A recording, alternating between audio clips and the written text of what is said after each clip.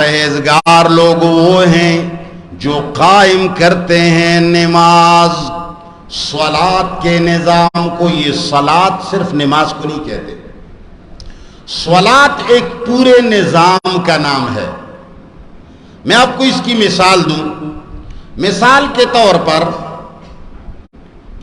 کوئی ورمڑ پایان کا نام نہیں جانتا، کسی نے ورمڑ پایان نہیں دیکھا ہے اور اس کو معلوم نہیں ہے۔ اب آپ ان سے کہیں کہ وہ جو مفتی خیر اللہ کا گاؤں ہے، تو یہ مفتی خیر اللہ کا نام تو صرف خیر اللہ کا لیا گیا، لیکن کیا اس سے صرف خیر اللہ مراد ہے یا پورے گاؤں مراد ہے؟ پورا گاؤں مراد ہے۔ یہ خیر اللہ ذریعہ معرفت ہے۔ بھئی وہ علاقہ جس میں مفتی خیر اللہ رہتے ہیں، بھئی وہ علاقہ جس میں عزیر رہتے ہیں، بھئی وہ علاقہ جس میں فلان رہتے ہیں۔ اب اللہ تعالیٰ نے ایک نظام بھیجا ہے آسمان سے، اس کو اسلام کہا جاتا ہے۔ اس کا قانون پروردگار عالم نے رسول اللہ کے ہاتھوں سے مدینہ منورہ کے اندر نافذ کروایا۔ اس نظام کو اللہ نے صلاۃ، وہ نماز والا نظام جس میں عدل بھی ہوگا، جس میں جھوٹ بولنا بھی حرام ہوگا، جس میں زنا بھی حرام ہوگا، جس میں قتل بھی حرام ہوگا، جس میں سود بھی حرام ہوگا، جس میں ظلم بھی حرام ہوگا، جس میں بچوں پر شفقت بھی فرض ہوگا، جس میں والدین کی خدمت بھی فرض ہوگی، جس کے اندر نماز بھی فرض ہوگی، جس میں روزہ بھی فرض ہوگا، جس میں حج بھی فرض ہوگا، مگر صرف نماز مراد۔ وَيُقِيمُونَ الصَّلَاةَ، جو نماز کے صلاۃ کے نظام کو قائم رکھتے ہیں۔ نماز قائم کب ہوگا؟ ایک ہے نماز پڑھنا، ایک ہے نماز قائم کرنا۔ نماز پڑھنا تو اسے کہتے ہیں کہ آپ نے وضو کیا اور کھڑے ہو گئے، بس السلام علیکم ورحمۃ اللہ۔ مگر قائم کرنے کا معنی یہ ہے کہ آپ نے نماز کے اندر جتنے وعدے اللہ سے کیے ہیں، اللہ اکبر، تو بڑا ہے، تیرے علاوہ اور کوئی بڑا نہیں۔ اب یہ معاہدہ، آپ نماز کے باہر بھی اگر کوئی سب سے بڑا نظر آ جائے تو آپ اس کے سامنے چمچگیری نہیں کریں گے، آپ اس کے سامنے یوں نہیں ہوں گے، آپ یوں کھڑے ہوں گے۔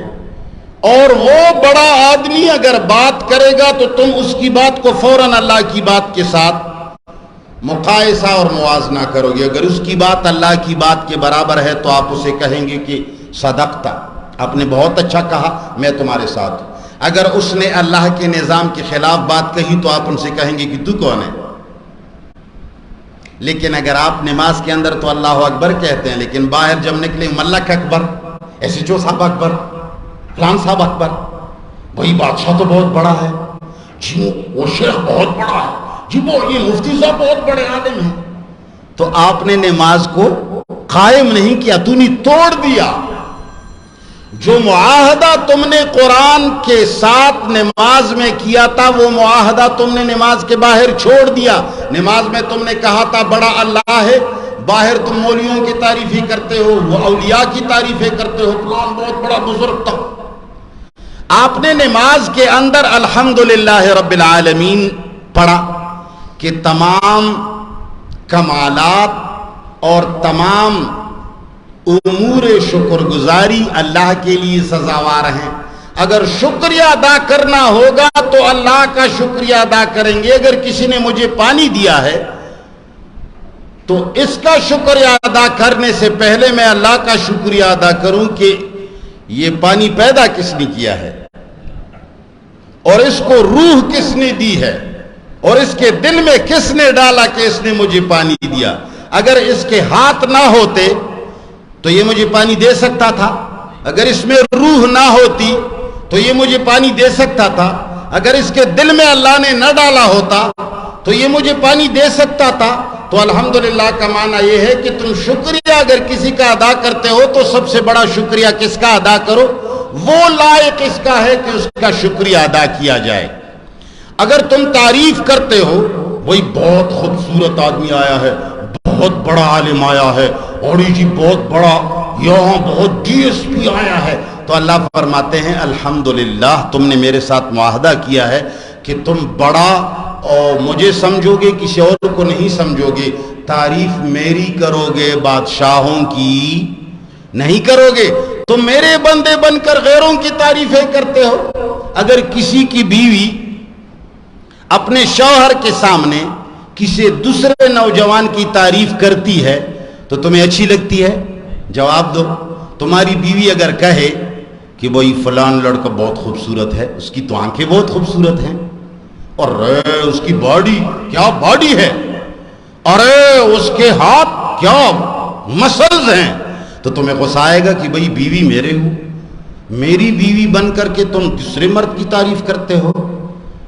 یہ بیوی تو نہیں بنائی ہے، بیوی تمہاری مخلوق ہے، اس میں روح تم نے ڈالی ہے، اس کو آنکھ تو نہیں دی ہے، اس کا ڈائیگرام تو نے بنایا ہے نہیں، مگر تمہارا ڈائیگرام تو اس نے بنایا ہے، تمہارا سب کچھ تو اس نے بنایا ہے، اس کے سامنے تم مولیوں کی تعریفیں کرتے ہو، بہت بڑا عالم ہے، وہ بہت بڑا بزرگ ہے، جی یہاں ایک ملک آیا تھا وہ بہت بڑا آدمی ہے، MNA ہے، تو اللہ اس پہ ناراض ہو جاتے ہیں۔ میرے سامنے کسی کی تعریف نہ کرو، تعریف کس کی کرو؟ تو اللہ فرماتے ہیں وَيُقِيمُونَ الصَّلَاةَ، جو نماز کے نظام کو قائم رکھتے ہیں، نماز کے اندر جو کچھ پڑھتا ہے باہر بھی انہی پر عمل کرتا ہے۔ نماز میں تم کہتے ہو ایاک نعبد، میں صرف تمہاری چمچگیری کروں گا، ایاک نعبد کا معنی کیا ہے؟ تمہیں مولیوں نے بتایا ہوگا کہ ہم تیری ہی عبادت کرتے ہیں، مگر تم بھی پوچھو کہ عبادت کہتے کسے ہیں؟ عبادت کہتے ہیں کسی کے سامنے عاجزی، کمینگی، اپنی انکساری، اپنی تذلیل، اس کے سامنے خود کو ذلیل کر کے اس کی تعریف کرنا، اس کو عبادت کہا جاتا۔ تو یہ چمچگیری ہو گئی نا، چمچگیری ہم صرف تیری کریں گے، لیکن ایمان سے کہو ہم نماز پڑھتے ہوئے بھی اور روزانہ لوگوں کی چمچگیری ہم نہیں کرتے۔ کوئی افسر آتا ہے، سر چھوڑو، اس کو دیکھو بھی نہیں تاکہ اس کو پتہ چلے کہ میری کوئی حیثیت نہیں ہے ان لوگوں کے سامنے۔ کوئی مولوی آئے دیکھو بھی نہیں اس کو، کوئی شیخ آئے دیکھو بھی نہیں ان کو، کوئی پیر آئے دیکھو بھی نہیں ان کو۔ ہم اس کے عاشق ہیں جس کا خالق وہ ہے، جس کا دوست وہ ہے، جس کا معشوقہ وہ ہے۔ ویسے ایمان سے کہو اس سے بھی زیادہ کوئی خوبصورت ہے؟ جواب دو نا۔ اس سے بھی کوئی بڑا ہے؟ اس سے بھی کوئی کمال والا ہے؟ اس کے ساتھ دوستی کرتے ہوئے بھی تم لوگوں کی تعریفیں کرتے ہو۔ وَيُقِيمُونَ الصَّلَاةَ، تو میرے اللہ فرماتے ہیں وہ لوگ پرہیزگار ہیں جو نظام صلاۃ کو قائم رکھنے والے ہیں۔ صرف نماز پڑھنے والے نہیں، صرف نماز پڑھنے والے، ادھر توجہ کرو، صرف نماز پڑھنے والے نہیں بلکہ نظام نماز کو قائم رکھنے والے ہیں، پورا دین مانتے ہیں، ایک دو چیزیں نہیں۔ آگے وَمِمَّا رَزَقْنَاهُمْ، اور اس مال سے اور ہر اس چیز سے، رزقناہم جو ہم نے ان کو دی ہے، ينفقون، وہ اللہ کے راستے میں خرچ کرنے والے بھی ہوتے ہیں۔ پرہیزگار کی بارے میں ایک بات یہ کی جو پوشیدہ باتوں پر ایمان اور یقین رکھتے ہیں، جس کو اللہ نے فرمایا۔ نمبر دو، نظام صلاۃ کو قائم کرنے والے ہیں۔ تیسری بات اللہ فرماتا ہے اس کو میں نے جو